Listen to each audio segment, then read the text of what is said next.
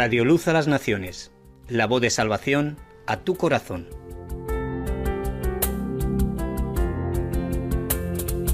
Oh, cantadmelas otra vez, bellas palabras de vida. Escuela Bíblica a la luz de la palabra, escudriñando las Escrituras. Yo soy luz, bellas palabras de vida.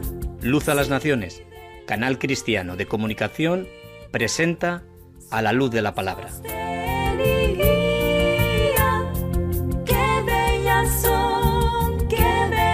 son, bellas palabras de vida. Un estudio expositivo de la palabra de Dios, una presentación minuciosa de toda la Escritura, porque es inspirada por Dios y útil para enseñar, para redarguir, para corregir, para instruir en justicia, a fin de que el hombre de Dios sea perfecto, enteramente preparado para toda buena obra.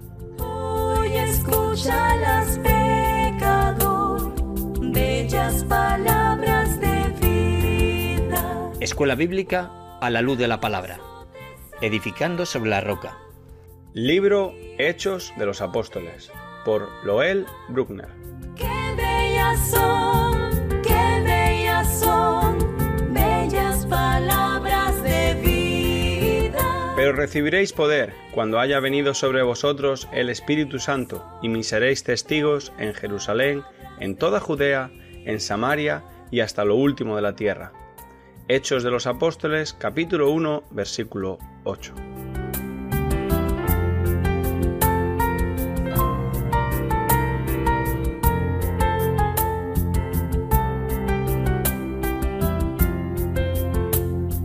Grato el cántico sonará, bellas palabras de vida. Quisiera apuntar hacia dos verbos que Lucas usó en el versículo 1 del libro de los Hechos, hablando en general de la obra del Señor en la tierra. Dijo hacer y enseñar. Eso es lo que hizo. Primeramente el hacer y en segundo lugar el enseñar. Mientras el escritor escuchaba lo que decían los testigos, porque él no estaba, Lucas mismo no estaba. Había escuchado de otros testigos que habían visto y oído personalmente a Cristo. Él quedó con la impresión de que Jesús manifestaba la autoridad de su persona a las multitudes a través de una señal poderosa y después continuaba dando una enseñanza sobre el tema que el mismo milagro ilustraba. Hay muchas situaciones en las que Jesús obró de esta manera, pero solo mencionaré una en Juan capítulo 6, donde relata cómo él dio de comer milagrosamente a 5,000 hombres, más mujeres y niños, y después, en el mismo capítulo, enseña que Él es el pan de vida que descendió del cielo. Debemos fijarnos en otro verbo que Lucas utilizó justo antes de los dos ya mencionados. Vamos en Hechos capítulo 1. Comenzó. En el primer tratado hablé acerca de todas las cosas que Jesús comenzó a hacer y a enseñar. El escritor consideró que en su evangelio solamente había comenzado a contar la historia del principio de la obra de Jesús, que después continuó en el libro de los Hechos. Y todavía hoy vive y está activo en las actividades de su iglesia verdadera. Mateo le citó, prometiendo a sus discípulos. Mateo 28:20, he aquí, dijo Jesús, yo estoy con vosotros todos los días hasta el fin del mundo. Amén, dijo. Marcos lo relató de esta manera: ayudándoles el Señor y confirmando la palabra con las señales que la seguían. Amén. Marcos 16, versículo 20. Muy buenas tardes, amigos oyentes. Bueno, aquí estamos otra vez con la Biblia abierta enfrente de nosotros para aprovechar de lo mejor que uno puede experimentar en este mundo, que es la palabra de Dios, la palabra del Espíritu Santo, porque los escritores todos fueron perfectamente ungidos, inspirados por el Espíritu Santo. Hemos repasado un principio que Lucas observó, y seguramente lo observó por el Espíritu Santo, porque los principios de Dios tienen que ser revelados por el Espíritu Santo, porque es la única manera que podemos aprenderlos. No son entendidos humanamente. Como Lucas fue inspirado del Espíritu Santo para escribir, nosotros tenemos que ser inspirados del Espíritu Santo también para poder captar las cosas de Dios. Debemos tener en este momento, en nuestros pensamientos, una oración. Quien esté escuchando en cualquier parte del mundo, por favor, dirige una oración al Señor en este momento, diciendo: Señor, inspírame a oír por tu Espíritu Santo, porque yo sé que no puedo captar tus secretos, Señor, sin el Espíritu Santo no está involucrado, ayudándome mientras que escucho tu palabra. El principio que observamos desde el primer versículo en los Hechos es el orden de dos verbos, hacer y enseñar. Acabamos de hablar de la obra de dar de comer milagrosamente a 5,000 hombres, más sus familias, que puede resultar ser hasta 20,000 personas, no sé. Pero si son 5,000 hombres y mujeres y niños también, como la Biblia menciona, de ver una gran cantidad. Después sigue su enseñanza. Jesús enseña que Él es el pan de la vida, que descendió del cielo. Permíteme dar otro ejemplo. En Juan capítulo 9, el mismo Evangelio, Juan capítulo 9.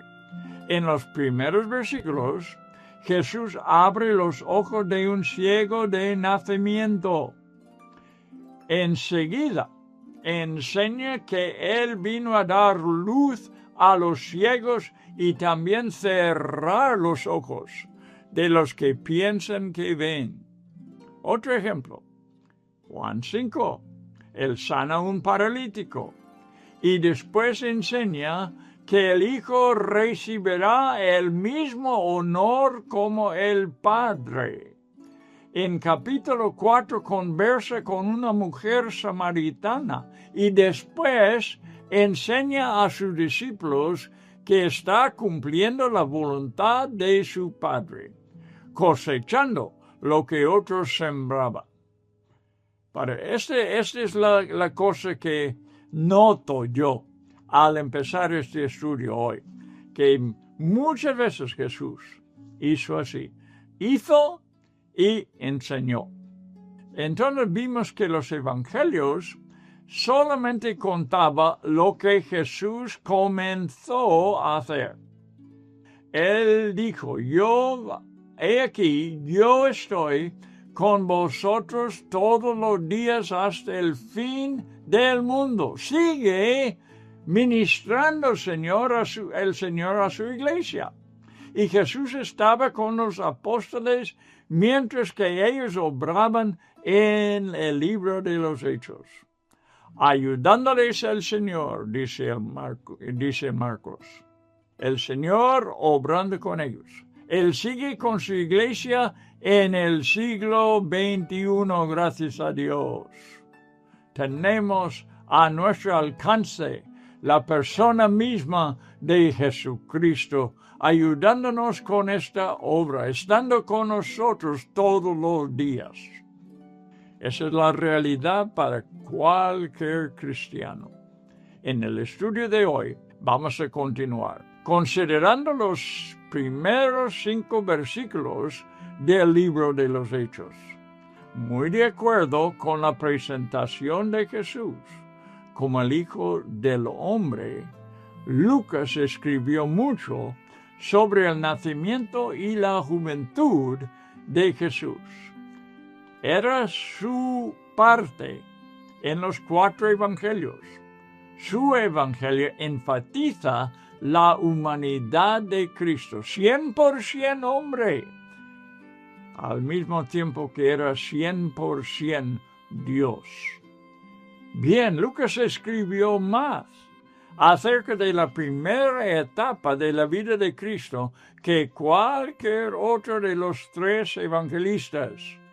En verdad, incluso antes de que él naciera, Jesús dedicó casi todo el primer capítulo a la promesa y nacimiento de su predecesor, Juan Bautista, que nació 6 meses antes que Jesús, en Lucas 1:36. Dice de esta forma: y aquí su pariente Elizabeth. La pariente, estoy hablando a la parienta de la Virgen María. El ángel acaba de hablarla de su parte en el plan de Dios, que va a dar luz al mismo Mesías que los judíos esperaban. Y luego dice en versículo 36, y aquí tu parienta Elizabeth, ella también ha concebido hijo en su vejez. Y escucha, esto es lo que estoy diciendo, Juan Bautista mayor que Jesús en cuanto de su nacimiento. Y este es el 6º mes para ella, para Elizabeth, para la madre de Juan Bautista, la que llamaban estéril, demostrando los caminos de Dios. Y cuando digo los caminos de Dios, estoy hablando de la manera en que el Señor funciona. Elige una persona estéril para que su siervo Juan Bautista nazca. Y esta no es la única vez en la Biblia, lo vemos varias veces, que las mujeres, las madres, eran estériles, no habían podido tener hijos, y Dios es quien dio la capacidad para dar luz. Así, ¿quién recibe la gloria? Pues el mismo Dios que hace la obra. Bien, en el 2º capítulo, Lucas dio detalles sobresalientes sobre su nacimiento y la anunciación angélica a los humildes pastores. Lucas describió su presentación en el templo, cuando tenía justo 40 días, según la ley de Moisés. Y luego está en el templo, lo da la historia Lucas, cómo estaban en el templo cumpliendo con la ley de Levíticos, capítulo 12, puedes tú leerlo, lo que están cumpliendo María y José en el templo, capítulo 12 de Levítico, versículos 2 hasta 4 y luego 6 hasta 8. Bueno, allí la familia se encontró con el profeta Simeón, la profetisa Ana, y otros que esperaban su venida.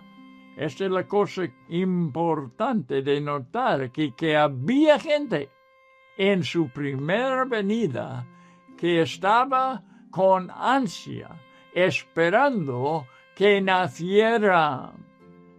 Y este es, digo, algo que debemos estar haciendo nosotros, esperando su segunda venida, mirando los señales que Dios nos ha dado. Y en versículo 22 empieza la historia de Jesús presentándose en el templo. 2 de Lucas. Puedes verlo desde el versículo 22 y sigue hasta 38. Y lo que quiere que notes en versículo, 38. Cuando está hablando de Ana, la profetisa, muy anciana, mira, tenía más que 100 años seguramente, porque dice que había sido viuda por 80, ¿cuántos años? Versículo 36, mira, 7 años desde su virginidad estaba casada. Y luego 37 dice, era viuda hacia 84 años. ¿Cuántos años tenía al casarse? Bueno, la verdad es que las jóvenes mujeres eran jóvenes cuando se casaron en tiempos bíblicos, muy jóvenes, en su adolescencia, en verdad. Muchos se casaron. Y así Ana posiblemente hasta 15 años, como algunos dicen que la Virgen María tenía como 15 años, 16 años cuando dio a luz al Mesías. Ana también seguramente, como quizá la mayoría de las mujeres en tiempos bíblicos, casaron muy jóvenes. Vamos a suponer 15 años. Agrega estos 7 años que vivió con su marido. Ya tendría 22 años y añade a esto 84 años más. La mujer tenía más que 100 años. Yo creo que Dios la guardó vivo porque era una profetisa que podía hablar con sabiduría sobre el niño Jesús cuando le trajeron al templo. Y lo hizo. Era viuda hacia 84 años y fíjate, no se apartaba del templo sirviendo de noche y de día. No era un servicio de 8 horas o 10 horas al día, 40 horas a la semana, no, de día y de noche. Los siervos de Dios tienen todos este servicio, ¿verdad? De día y noche servir al Señor. Ella lo hizo, no apartó del templo, porque la promesa decía que el Señor vendría repentinamente a su templo. Y sí, quizás nadie imaginaba que sería traído de su madre y lo que le llamo el padrastro, ¿verdad? Al templo para cumplir con la ley. Nene todavía, muy nene. Pero viene repentinamente al templo. Y esta viuda, presentándose en la misma hora, daba gracias a Dios. Y ahora es la parte que hay que captar. Y hablaba del niño a todos los que esperaban la redención en Jerusalén, a todos los que esperaban. Estaban gente, a lo mejor instruido por el profeta, por la profetisa, sobre el pronto llegada del Mesías. Qué tremendo era esto. Gente esperándole en su primera venida. No voy a decir toda la historia de por qué, pero era por una profecía en el libro de Daniel, capítulo 9, si lo quiere buscar, los últimos versículos. Bien, así que esta gente están esperando que viniera el Cristo. ¿Cuánto más nosotros debemos estar esperando su segunda venida? Lucas cuenta cómo la familia fue de Nazaret a Jerusalén durante la Pascua y como Jesús, con 12 años, ningún otro de los escritores habían contado esto. Lucas está presentando el Hijo del Hombre aquí, su humanidad como tan típico hombre era, y se quedó atrás cuando su familia regresaba a casa, a Nazaret, al norte, lejos. Y esto causó una gran consternación a María y a José. Pero como un adolescente les dejó claro que él estaba ya en el horario de su Padre en el cielo. Mira los finales versículos de capítulo 2. Te hablará de esta ocasión. Iba sus padres todos los años a Jerusalén y él con ellos. Y cuando ellos empezaron a volver, Jesús no estaba con ellos.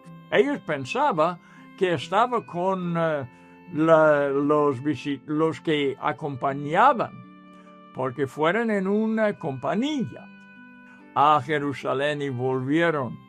Pensaba que estaba con sus parientes entre este grupo, pero pues no, lo hallaron y entonces ellos tuvieron que volver a Jerusalén, un poco consternados por lo que estaba pasando. Pero como un adolescente les dejó claro que él estaba ya en el horario de su Padre en el cielo. Puedes leerlo en versículo 41 hasta 51. Ya de adolescente estaba cumpliendo lo que su padre quería de él, toda su vida dedicado a Dios. Una palabra para los niños. El cristiano, el niño cristiano, la niña cristiana debe estar sirviendo a Dios todos los días de su vida. A la escuela con Cristo. Vuelto a la casa con Cristo. En la casa sirviendo a Cristo. Con los amigos jugando, sirviendo a Cristo. No solamente en las reuniones. Desde este punto en adelante, el Evangelio de Lucas generalmente continúa como los otros evangelios sinópticos, los llamamos. Sinópticos, Mateo y Marcos y Lucas. Hablan casi las mismas cosas por toda la historia. Va contando el ministerio, la muerte, la sepultura, la resurrección de Jesús. Y cerrando el libro con su ascensión desde el monte de los Olivos. En Hechos capítulo 1, nuestro libro de estudio en estos días. Versículo 2. Vamos a leerlo. Capítulo 2 de los Hechos, versículo 2. Y de repente vino capítulo 1, perdón, estoy en capítulo 2.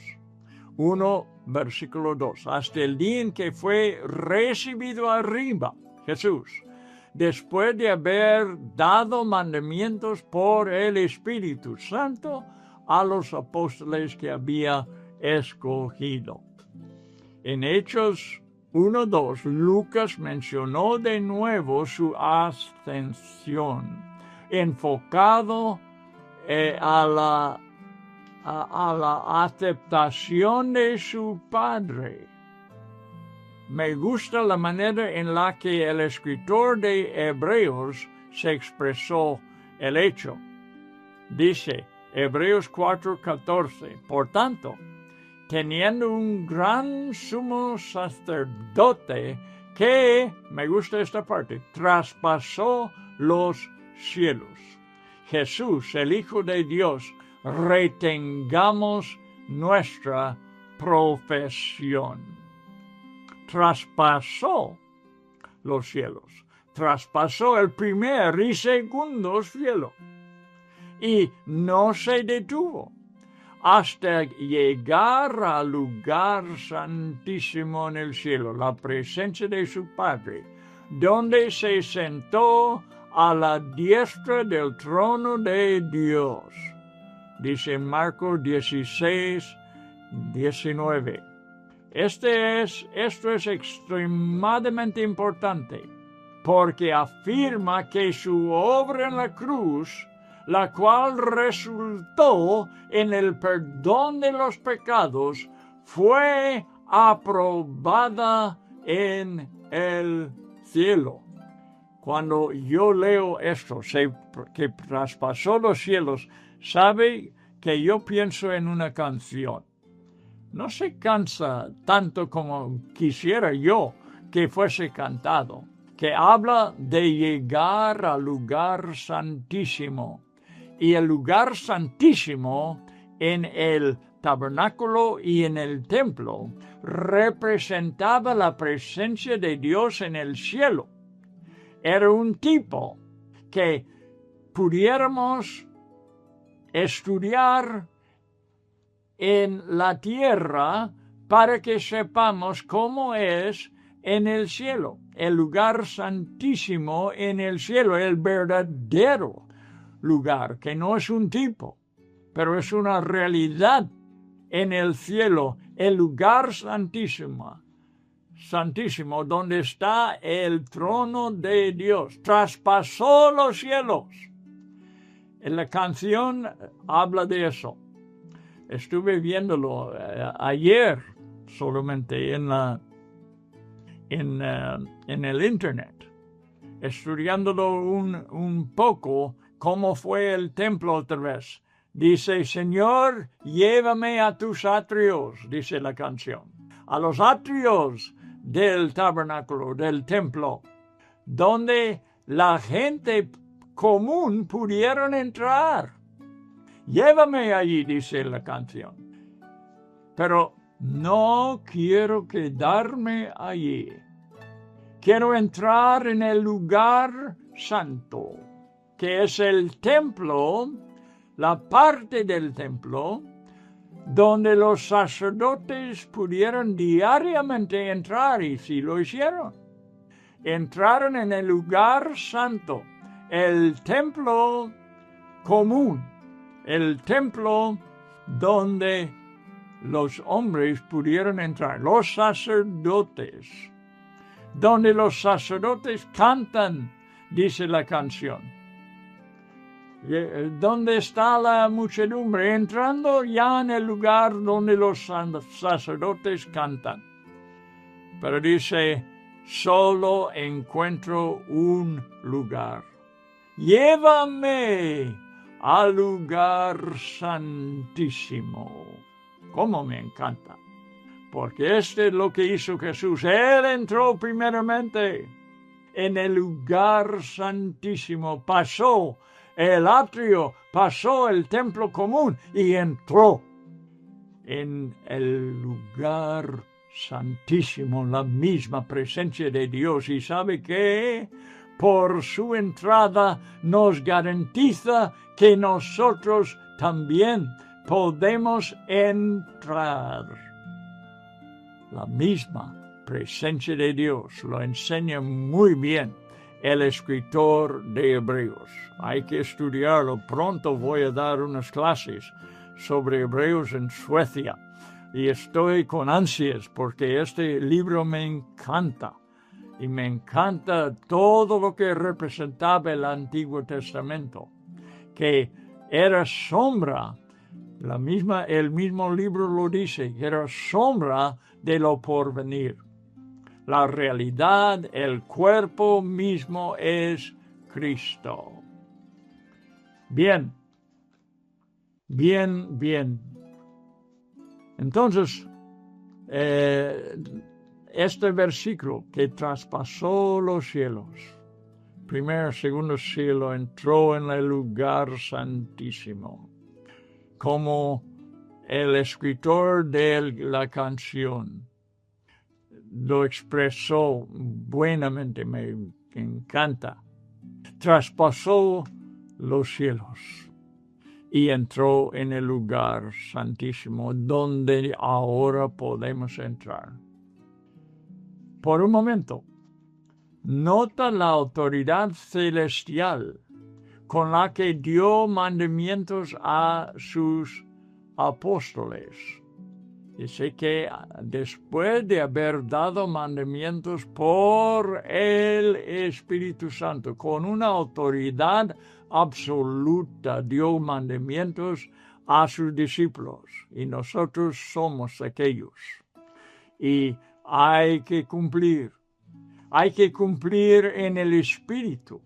Hay que cumplirlos espiritualmente, porque si intentamos de cumplirlos en la carne, vamos a fracasar. Cristo dio estos mandamientos en el Espíritu Santo para que nosotros los llevemos a cabo en el Espíritu Santo. Y así será durante toda la edad de la Iglesia. Tenemos que movernos en el Espíritu. Intentar de cumplir con las cosas de Dios en la carne seguramente fracasará. Los primeros escogidos fueron todos galileos. Lo hemos visto, lo vamos a ver otra vez en este libro, en el segundo capítulo especialmente. Volveremos a hablar sobre el hecho un poco después, así. Durante 40 días, dice aquí en esta primera porción de los Hechos, Él dio pruebas indubitables de su resurrección a más de 500 discípulos. Mira, vamos al libro de Hechos, los primeros 5 versículos. Yo creo que los vamos a leer ahora todos. En el primer tratado, oh Teófilo, hablé acerca de todas las cosas que Jesús comenzó a hacer y a enseñar hasta el día en que fue recibido arriba, traspasando los cielos, después de haber dado mandamientos por el Espíritu Santo a los apóstoles que había escogido él mismo. ¿A quiénes también?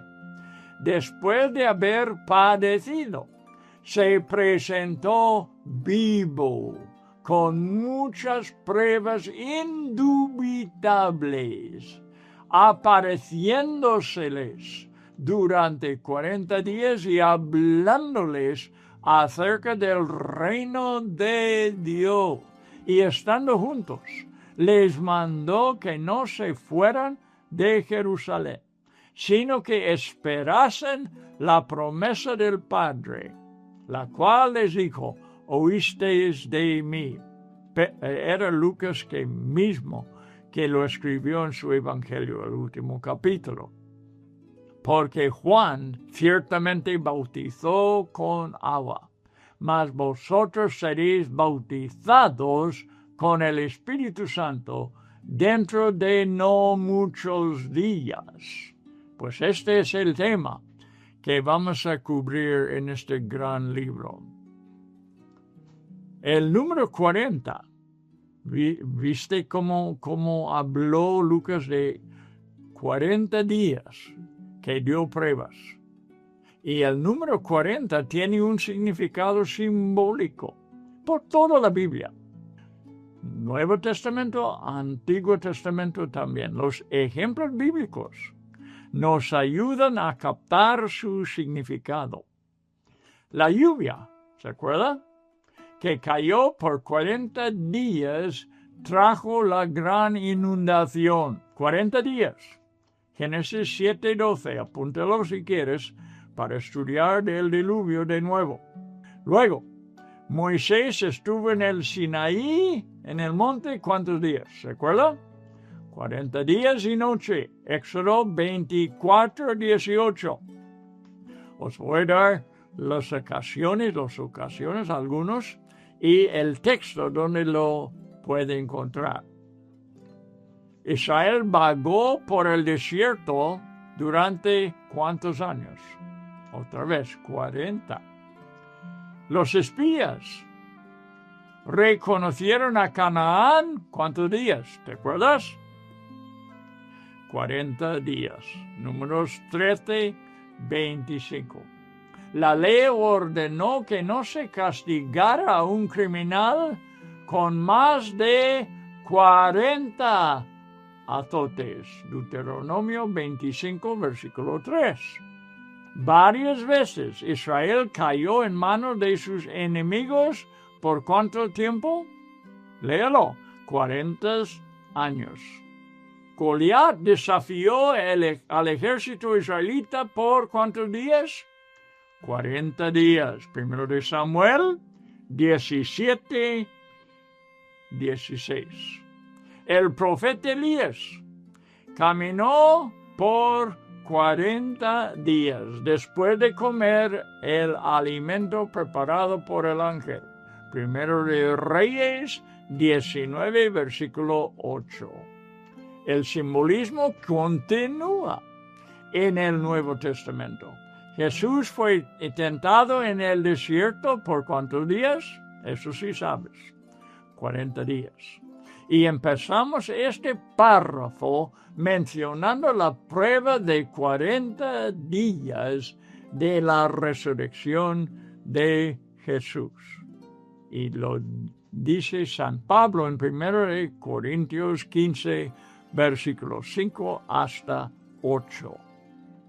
Al meditar en estos ejemplos, es fácil ver lo que simboliza el número 40. ¿Qué es lo que están simbolizando estos ejemplos? ¿Puedes ver que significó un periodo de pruebas? A veces un tiempo provisional de crisis que introdujo cambios drásticos. Además, el criminal fue examinado o fue puesto a prueba por 40 azotes, como hemos dicho. En algunos casos, la prueba incluyó el castigo, y este es el ejemplo. Algunas veces el periodo duró 40 días y otras veces 40 años. Ahora volveremos a las pruebas indubitables de su resurrección de 40 días, manifestándose a sus discípulos. Pablo enseñó a los nuevos creyentes gentiles acerca de la realidad de un Cristo resucitado y les habló de las consecuencias si él no hubiera resucitado. Todo el capítulo 15 de 1 de Corintios habla de esto, pero puedes notar en versículo 17 hasta 20, donde Pablo concentra en la resurrección de Cristo como un principio, como primicias de la resurrección en general de los creyentes. Cuando las mujeres encontraron la tumba vacía, volvieron a Jerusalén, pero en el camino Jesús las encontró y ellas se abrazaron a sus pies.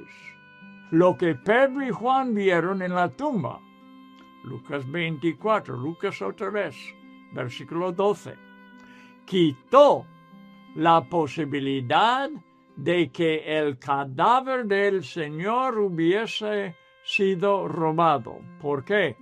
Porque los lienzos fueron dejados allí perfectamente ordenados, algo que los ladrones no se hubiesen preocupado en hacer después de su crimen. Dice que Juan lo vio y creyó. Al ver este hecho, todo en orden, todo preparado por Jesús, no por el descuidado de unos ladrones. Cuando Jesús se apareció a sus discípulos, ellos se quedaron espantados y atemorizados aún, pensando que estaban viendo un espíritu. Lucas 24:37. Entonces Él les invitó a examinar cuidadosamente sus manos y sus pies, e incluso a tocarle. Lucas 24:39-40. Y dijo: palpad y ved, porque un espíritu no tiene carne y huesos, como veis que yo tengo.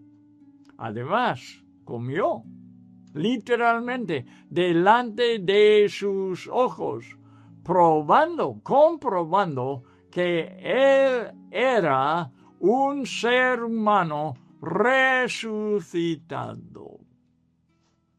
Me anima que Juan relatara lo de la duda de Tomás. ¿Por qué? Porque hizo que Jesús tomara otro paso hacia la prueba indubitable de su resurrección. Invitó a Tomás a observar sus manos y sus pies y también a tocar su costado, donde había entrado la lanza. Lo ves en Juan 20, desde versículo 25 hasta 27. No era un espíritu, era un cuerpo humano resucitado. Algunos dudarán también de esta realidad al pensar en la imposibilidad de que su cuerpo pudiera entrar en un lugar con las puertas bien cerradas. Juan lo mencionó, capítulo 20, versículos 19 y otra vez 26.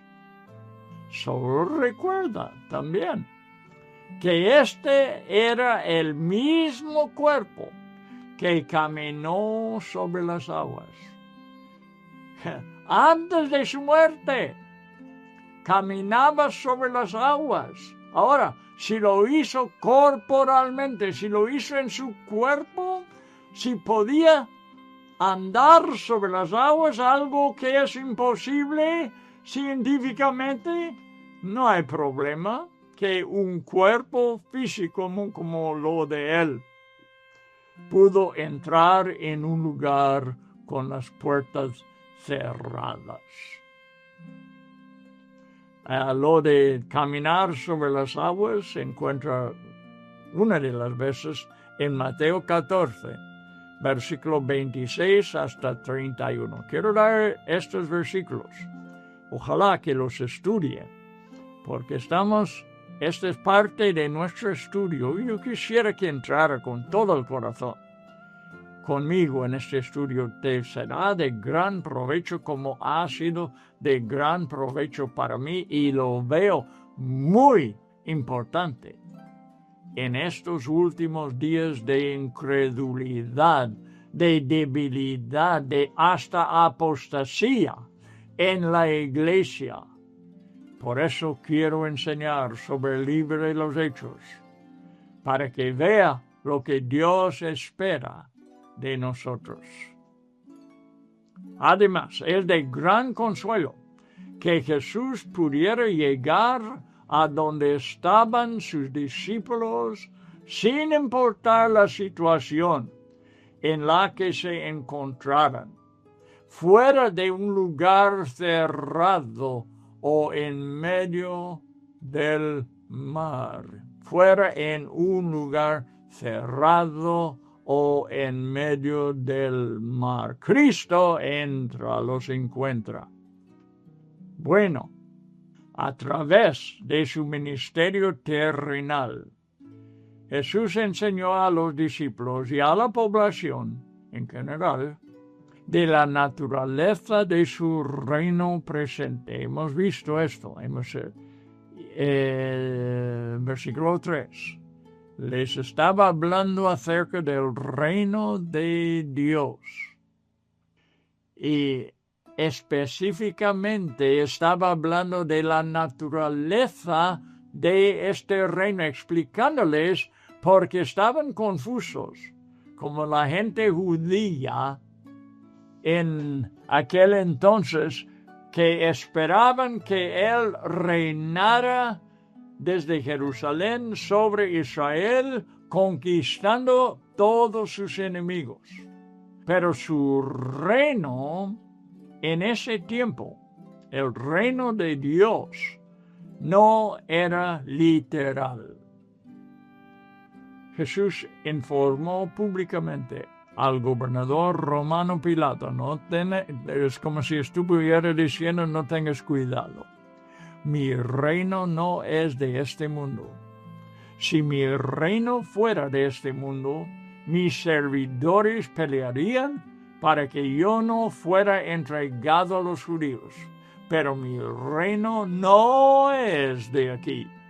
Juan 18:36. El reino literal vendrá, pero primeramente su pueblo tenía que ser preparado para ello. Y por eso, en el reinado presente, Él busca gobernar sobre el corazón humano. Un día, la iglesia reinará con Él desde Jerusalén por 1000 años. En otras palabras, esta temporada que estamos en la tierra es de preparación, y una preparación espiritual, porque Él quiere que reinamos con Él desde el corazón, no por capacidades humanas, sino por un corazón preparado en un mundo que es totalmente contrario a Él y a su reino. Un día reinaremos con Él. Mientras tanto, la obra en tiempo presente, hoy, es cumplir la gran comisión. Y para los discípulos era recibir inmediatamente el poder para llevarla a cabo. La gran comisión es la misma para nosotros hoy, hasta que se complete perfectamente.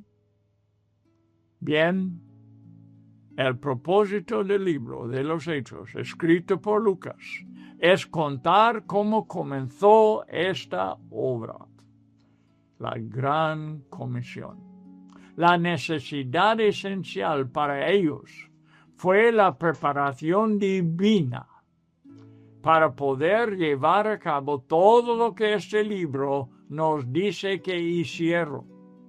Sin el poder del Espíritu Santo sería totalmente imposible.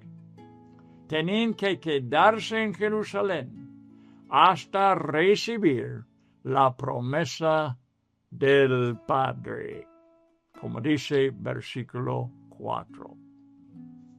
Jerusalén era la capital de Israel, una tierra que Dios reclamó especialmente como suya. Véalo, y yo quiero que vea este versículo. Vamos todos ahí al Levítico para que vea lo que estoy diciendo. Israel no es tierra de ninguna nación humana, sino es posesión del Señor. Levítico 25, versículo 23. La tierra, porque está dando instrucciones sobre vender propiedad. Y dice, la tierra no se venderá a perpetuidad, porque la tierra mía es. Pues vosotros, forasteros, los israelitas, y extranjeros, sois para conmigo. Sin embargo, Isaías la llama el Valle de la Visión, 22 de Isaías, versículo 1, donde los profetas recibían inspiración. Dios la apartó su propia tierra para la crucifixión, la resurrección y la ascensión del Mesías. También fue el lugar donde el Espíritu Santo se va a derramar, como vamos a estudiar. Y será allí, en Jerusalén, desde donde Cristo reinará por 1000 años. Para que el ser humano entienda lo esencial que es el arrepentimiento en el plan de Dios, justo antes de que Jesús fuera presentado a Israel, toda la vida de Juan Bautista fue apartada y llevar a la gente el bautismo de arrepentimiento, para que Cristo pueda tomar su lugar en el corazón humano. Es necesario este arrepentimiento. Sin embargo, Juan entendió que su ministerio no era comparable, Juan Bautista, al ministerio del Señor. Juan sumergió a la gente en el agua, pero Jesús la sumergiría en el Espíritu Santo. Y con estas palabras vamos terminando esta clase sobre el libro de los Hechos. Espero que habéis aprovechado algo.